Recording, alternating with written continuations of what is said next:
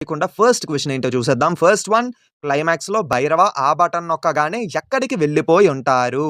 Actually ఈ క్వెషన్‌కి చాలా theories అయితే వచ్చాయి. బట్ మోస్ట్ ఫేమస్ థియరీ ఏంటంటే టైమ్ ట్రావెల్ చేసుండొచ్చు అని అంటున్నారు. అంటే పాస్ట్ ఆర్ ఫ్యూచర్‌లోకి వెళ్లి ఏమైనా మార్పులు, చేర్పులు చేస్తారేమో అని. ఈ థియరీ వినడానికి కొంచెం క్రేజీగా ఉన్నప్పటికీ టైమ్ ట్రావెల్ అయ్యే అవకాశం మాత్రం తక్కువే. ఎందుకంటే బుజ్జి ఎక్కడికి వెళ్తామో తెలీదు అని అంటది గానీ, ఏ టైంకి వెళ్తామో తెలీదు అని చెప్పలేదు. అండ్ టైమ్ ట్రావెల్ అనే పాయింట్‌ని మనకి ఫస్ట్ పార్ట్‌లో ఎక్కడ ఇంట్రొడ్యూస్ చెయ్యలేదు. సడెన్‌గా పార్ట్ 2లో ఆ పాయింట్‌ని ఇంట్రొడ్యూస్ చేస్తే కొంచెం క్లమ్జీ అయిపోయే అవకాశం ఉంది. నా వరకు చెప్పాలంటే క్లమ్జీ అయిపోయే మిస్టేక్‌లేవి నాగిమామ చెయ్యడు. మరి ఎక్కడికి వెళ్ళుంటార్రా అని అనుకుంటున్నారా? ఫ్లక్స్ ల్యాండ్స్. సెకండ్ హాఫ్‌లోని వీరన్, అశ్వ అంకుల్ అలాగే సుమతిని తీసుకొని శంబలకి వస్తారు కదా! అక్కడే మనకి ఫ్లక్స్ ల్యాండ్స్ కోసం మెన్షన్ చేస్తారన్నమాట. అంకుల్ ఏంటంటే న్యూమన్స్ ఏమంత ఊరికమాలిన ఉండర్రా తినేత్తారు అని చెప్తాడు. హిడెన్ డీటెయిల్స్‌లో చెప్పాను కదా! ఈ పాయింట్‌ని. ఈ లెక్కన చూసుకుంటే అక్కడ కానిబల్ కల్చర్ ఉండుంటాది అని. న్యూమన్స్ తినేస్తారు అని చెప్తారు కదా! అందుకే. ఆల్సో మూవీ రిలీజ్‌కి ముందేంటంటే ఒక పిక్ లీక్ అయిందన్నమాట. భైరవకి సంకెళ్ళు వేసి తీసుకెళ్తున్నారన్నట్టుగా ఉంటది. అది మూవీలో ఎక్కడ ఉండదు. అండ్ ఇన్‌ఫాక్ట్ అలాంటి సిట్యుయేషన్ కూడా మూవీలో కనిపించదు. ఐ థింక్ భైరవ వాళ్ళు అక్కడికే వెళ్ళిపోయి ఉంటారేమో! న్యూమన్స్ దగ్గర ఇరుక్కుపోయి ఉంటారేమో! Next question. అశ్వత్థామ అసలు ఫస్ట్ టైమ్ భైరవాని కలిసినప్పుడు కర్ణుడు అని ఎందుకు గుర్తుపట్టలేదు? So simple. ఆయనేం 5 ఏళ్ల నుంచి 10 ఏళ్ల నుంచి లేరు. కొన్ని వేల సంవత్సరాల నుంచి ఉన్నారు. పైగా ఏటంటే భైరవ లుక్ అండ్ అపియరెన్స్ విషయంలోని, కర్ణ యొక్క లుక్ అండ్ అపియరెన్స్ విషయంలోని, పైగా వాళ్ళ బాడీ లాంగ్వేజ్ వీటన్నిటిలోని చాలా తేడా ఉంటది. అందులోని అశ్వ అంకుల్‌ని చూసారా ఎంత హైట్ ఉంటారో? కర్ణుడు కూడా అంతే హైట్ ఉండాలి. కానీ ఇక్కడేటంటే అశ్వ అంకుల్ ఐఫిల్ టవర్‌లో అంత హైట్ ఉంటే భైరవ తలెత్తుకొని మరీ చూడాల్సిన సిట్యుయేషన్‌లో ఉన్నాడన్నమాట. సో, వెంటనే కనిపెట్టడం చాలా కష్టం. సో, ఇన్ని తేడాలుండడం వల్లే వెంటనే కనిపెట్టలేకపోయారు. కాకపోతే అశ్వ అంకుల్ అంటారు కదా! విజయధనస్సు కేవలం కర్ణుడి చేతుల్లో మాత్రమే పనిచేస్తుందని. ఆ విజయధనస్సు భైరవ చేతుల్లో పడ్డ తర్వాత అతను విజృంభిస్తున్నప్పుడు స్ట్రైక్ అవుద్ది. "సోదరా నువ్వా? బౌంటీ హంటర్ అంటే ఎవడో అనుకున్నాను. నువ్వొచ్చావేటి?" అని చెప్పి ఎలుగుతుందన్నమాట. అదే భైరవ ఈజ్ రీఇన్‌కార్నేషన్ ఆఫ్ కర్ణ అని. Next question. కర్ణుడు మళ్ళీ పుట్టాల్సిన అవసరం ఏముంది? కొంతమందేమంటున్నారంటే కర్ణుడికి శ్రీకృష్ణుడు ఒక వరమిచ్చాడు. కలియుగంలో కలి సంహారం విషయంలో నీ పాత్ర గట్టిగా ఉంటాదని జెప్పాడు అని అంటున్నారు. పర్సనల్లీ నేను ఇండియన్ మైథాలజీ ఇవన్నీ చదవడానికి, వినడానికి ఇష్టపడతానన్నమాట. బట్ పర్సనల్లీ నేనైతే ఈ విషయం కోసం ఎక్కడా చదవలేదు, ఎక్కడా వినలేదు. మరి ఎవరు ఎక్కడ ఎలా చదివారో నాకైతే తెలీదు. కానీ నాగి మామ ఏంటంటే జస్ట్ సినిమాటిక్ లిబర్టీ మాత్రమే తీసుకున్నాడు. ప్రెస్ మీట్స్ అండ్ ఇంటర్‌వ్యూస్‌లో క్లియర్‌గా మెన్షన్ చేశారు. మహాభారతంలో కర్ణ క్యారెక్టర్ నాకు కొంచెం ఇన్‌కంప్లీట్‌గా అనిపించింది. అందుకే ఆ క్యారెక్టర్‌ని చూస్ చేసుకున్నా అని. అండ్ ఇంకొకటేంటంటే ఒకప్పుడు ద్వాపర యుగంలో కురుక్షేత్ర యుద్ధంలోని అధర్మం వైపు ఫైట్ చేసిన వీళ్ళిద్దరూ ఇప్పుడు ధర్మం వైపు ఉంటే ఎలా ఉంటాదో అని ఇలా ప్లాన్ చేశారట. Next question. అసలు కలిపురుషుడు ఉండుంటాడా? అలాగే ఎన్ని కాంప్లెక్స్‌లు ఉండుండొచ్చు? ఐ థింక్ లాస్ట్ టైమ్ కూడా చెప్పాను. మళ్ళీ చెప్తున్నాను. యస్కిన్ లోపల ఏదో తెలియని ఒక పవర్ ఉంది. అందుకే రెడ్ కలర్‌లో మెరుస్తూ ఉంటుంది.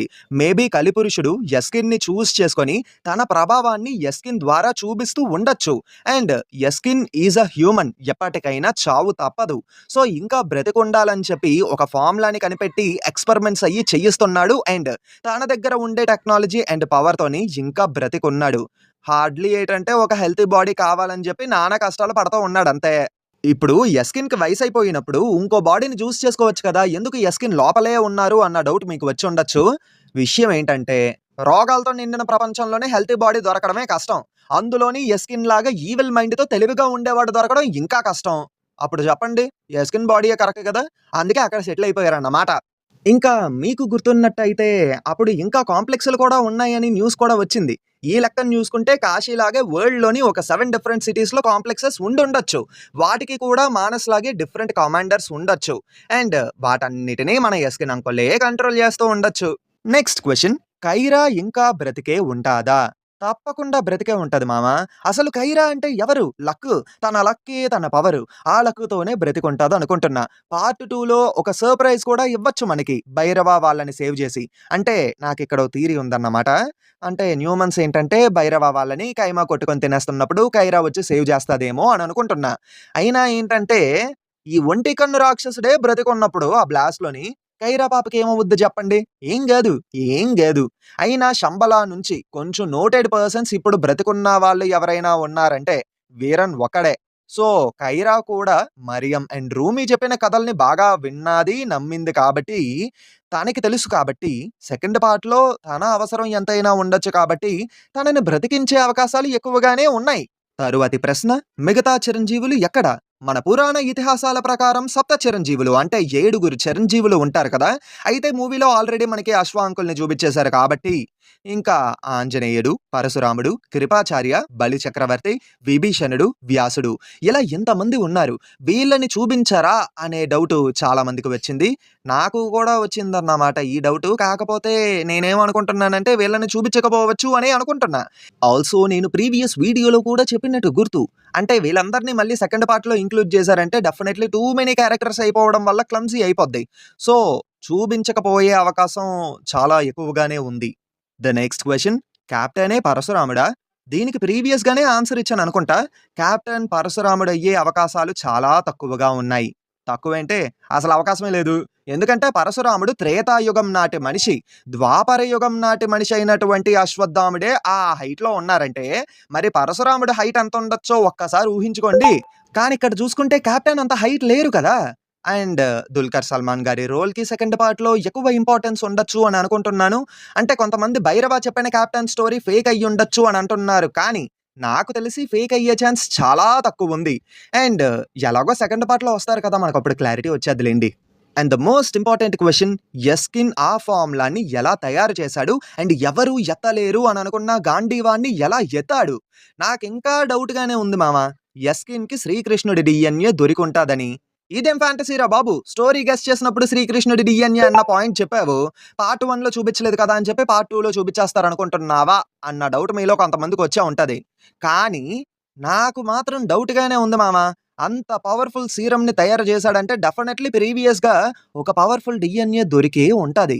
ఆ డీఎన్ఏ నుంచే ఈ ఫార్ములాని తయారు చేసి బిడ్డల్ని కనండ్రా అని చెప్పి అమ్మాయిల మీద ప్రయోగాలు చేస్తూనే ఉన్నాడు. అండ్ ఆ సీరం చాలా పవర్‌ఫుల్ అవ్వడం వల్ల ఏ అమ్మాయి కూడా అంతటి పవర్‌ఫుల్ సీరమ్‌ని మోయలేకపోతున్నారు. ఈవెన్ భగవంతుడు రావడానికి సరైన సమయం ఉంది కాబట్టి వెయిట్ చేసి చేసి అప్పుడు M80 గర్భంలో జన్మించడానికి రెడీ అవుతారన్నమాట. అందుకే కృష్ణుడి డీఎన్ఏ అవ్వటం, ఆ సీరం అంత పవర్‌ఫుల్‌గా ఉన్నది కాబట్టే ఒక్క డ్రాప్‌తో యస్కిన్ బాడీ బల్కీగా మారిపోతుంది. అండ్ ఎవ్వరు ఎత్తలేని ఆ గాంధీవాన్ని కూడా ఎత్తేస్తారన్నమాట. And one more important question, కల్కిని మనకి చూపిస్తారా లేదా? దీనికి నేను ముందే ఆన్సర్ ఇచ్చాను. మళ్ళీ చెప్తున్నాను వినండి. మనకి కల్కిని చూపించే ఛాన్స్ చాలా తక్కువగా ఉంది. ఫైనల్ బ్యాటిల్‌లో అందరూ యస్కిన్‌తోని భీకరంగా యుద్ధం చేస్తున్నప్పుడు సుమతికి పెయిన్స్ వస్తాయి. ఒకవైపు బ్యాటిల్ జరుగుతూ ఉంటది. యస్కిన్‌తో ఫైట్ చేస్తూ ఉంటారు. కానీ అతన్ని వైపు బ్యాటిల్ జరుగుతూ ఉంటది. యస్కిన్‌తో ఫైట్ చేస్తూ ఉంటారు. కానీ అతన్ని ఓడించలేకపోతూ ఉంటారు. ఎందుకంటే అంత పవర్‌ఫుల్‌గా ఉంటాడు యస్కిన్ మామ. అప్పుడే సుమతి బేబీకి జన్మనిస్తుంది. పుట్టిన వెంటనే ఆ బేబీ ఒక పవర్‌ఫుల్ ఎంటిటీగా మారి భైరవ యొక్క బాడీని చూస్ చేసుకొని యస్కిన్‌తోని భయంకరంగా ఫైట్ చేస్తారన్నమాట. థియరీ. అంటే ఇది నా థియరీ అన్నమాట. ఇదే జరుగుద్దని ఏం నమ్మకం లేదు. కాకపోతే మాక్సిమం మనకి కల్కి అవతారాన్ని చూపించకపోవచ్చు. కృష్ణుడిని హైడ్ చేసినట్టే కల్కిని కూడా హైడ్ చేస్తారు అనుకుంటున్నా. అది విషయం. ప్రీవియస్‌గా చేసిన డీకోడింగ్ వీడియోస్‌ని విజిట్ చేయాలనుకుంటే డిస్క్రిప్షన్‌లో లింక్ ఇస్తాను. తప్పకుండా చూడండి. అవి కూడా ఈ వీడియోలాగే చాలా ఇన్ఫర్మేటివ్‌గా అలాగే ఎంటర్‌టైనింగ్‌గా కూడా ఉంటాయన్నమాట. అండ్ 'కల్కి' మూవీ రిలీజ్ అవ్వడానికి 1 వీక్ ముందనుకుంటా నేనొక స్టోరీని గెస్ చేసి అప్‌లోడ్ చేశాను. అండ్ ఏంటంటే మీకు ఆ వీడియో మీద ఎంతవరకు ఇంట్రెస్ట్ ఉందో అని తెలుసుకోవడానికి ఈ లైక్స్ టార్గెట్ అయితే ఇచ్చాను. సో, తప్పకుండా ఈ వీడియో నచ్చితే ఖచ్చితంగా లైక్ చేసి మీ ఒపీనియన్‌ని కింద కామెంట్స్‌లో తెలియజేసి మా ఛానెల్‌కి కొత్త వాళ్ళు ఎవరైనా ఉంటే